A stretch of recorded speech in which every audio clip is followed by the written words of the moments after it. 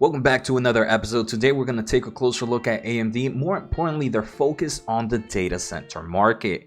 We can see today seems to be a great day for tech investors, but the overall market continues to be volatile.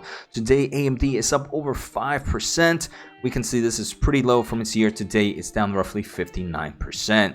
I do want to say I am a shareholder of AMD. This is probably one of my favorite semiconductor stocks right now, and one I'll gladly continue to hold, especially because of the data center market like we're going to see today. So let's get started. I do want to thank The Motley Fool for sponsoring this video, and make sure to check out fool.com/Jose to get the top 10 stocks to buy right now. Alright, so let's start off with some recent news. On October 24th, AMD announced that on November 10th, they are going to be hosting a live stream to kind of discuss AMD's EPYC data center processors. And this is going to be Genoa. We knew Genoa was going to come out in Q4 of 2022, so now they're going to give us a lot more information for it. And let's not forget, on November 3rd, AMD is going to have a RDNA 3 live stream where they will be talking about their new kind of consumer graphics cards. So also, if you are an investor, you want to take a closer look at November 3rd and November 10th. So if we take a closer look at preliminary results that the company shared a few weeks ago, this has been a huge talk in the overall market.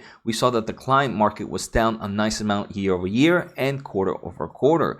But we are talking about the data center market in today's episode, and we can see that's going to be roughly $1.6 billion of total revenue in Q3 based on their preliminary results. That would be up 8% quarter over quarter and up 45% year over year. I do want to remind investors that the data center market is not just the CPU processors that they have. They also have graphics cards in this space. They also have, kind of with new acquisitions of Pensando and Xilinx, they also have other solutions in the data center market.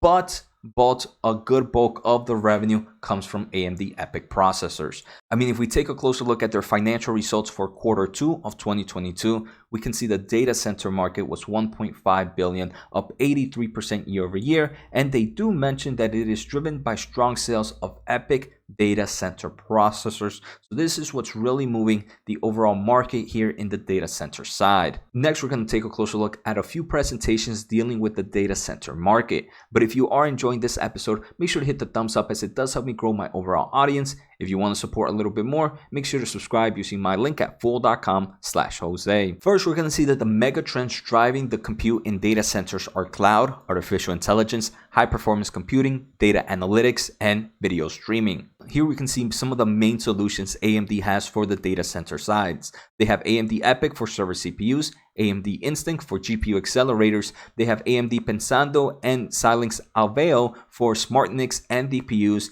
And they also have some other Xilinx solutions for FPGAs and adaptive system on chips. Here we can see that during their financial day, AMD believes that the long-term total addressable market for the data center is roughly $125 billion. $42 billion is actually coming from server GPU. A big player is actually GPUs and AI, so we can definitely see why this company continues to focus in this space. But there might be another episode later on where we take a closer look at the GPU data center solutions. FPGAs and adaptive system on chips is roughly $13 billion, and DPUs and other infrastructure accelerations roughly $6 billion. So the two main players we can see are CPUs and GPUs. And some of you might be wondering, Jose, why is AMD focusing on acquiring companies in the FPGA market and in the DPU market if those markets are very, very small compared to the total addressable market?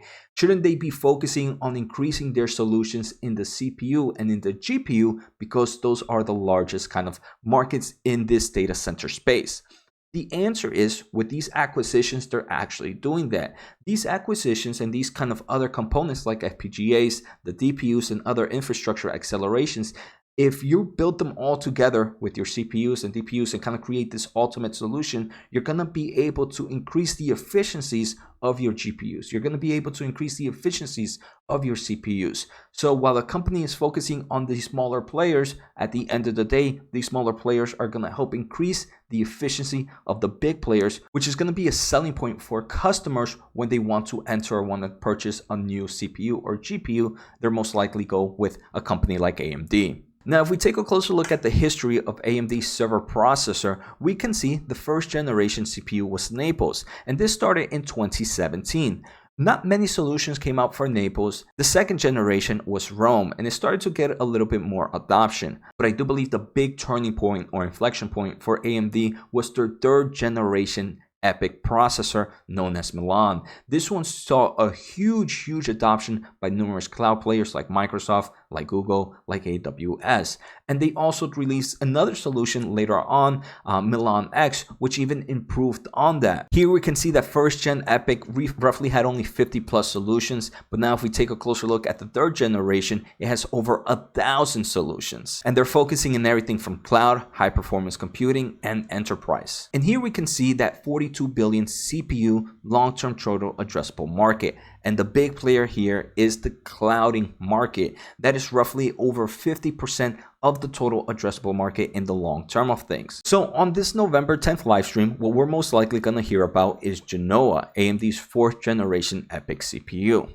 The great thing about Genoa is this is going to be the first time that there are going to be numerous solutions. Like we saw, most of the solutions, the first, second, and even the third generation, their CPUs were mainly used for general purpose cloud data center solutions. But the 4th generation EPYC is actually going to have 4 different solutions, each meant for a different market. Genoa, the original, is going to be known for general purpose, and Genoa is expected to be released on Q4 of 2022. The next on the list is going to be Bergamo. This is going to be available in the first half of 2023, and this is going to be mainly focused on cloud native leadership. And we all saw how big the cloud data center market is, and definitely why they're kind of focusing a solution just in that space. They're also introducing Genoa X, which is going to be great for technical computing and databases, and that is coming in 2023, and also Siena, which is going to be used for intelligent edge and telecommunication, and will also be coming out in 2023. So all 4 of these solutions are going to be based on the same architecture,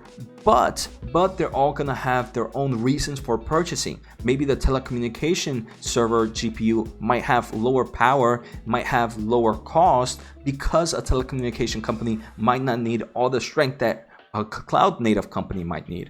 So I do believe this is a great move for AMD, and I do believe they are going to continue to win in the data center market. So like we saw, AMD stock price has fallen dramatically from its all-time highs, and year to date is down over 58%. I'm personally super bullish in the semiconductor company, and like I mentioned, this is a stock I would gladly own for numerous years. Another thing I do want to mention, my price point for AMD is way below the current prices right now. But still, at the end of the day, if I didn't have a big position in AMD, I would definitely be purchasing at these prices. But like always, the semiconductor market is very volatile, so dollar cost average, in my opinion, is always the best way to go. And also, if you want to learn a little bit more about NVIDIA and some of their new data center solutions, make sure to check out this video above so you can learn a little bit more about that. Take care, have a good day, and see you next time.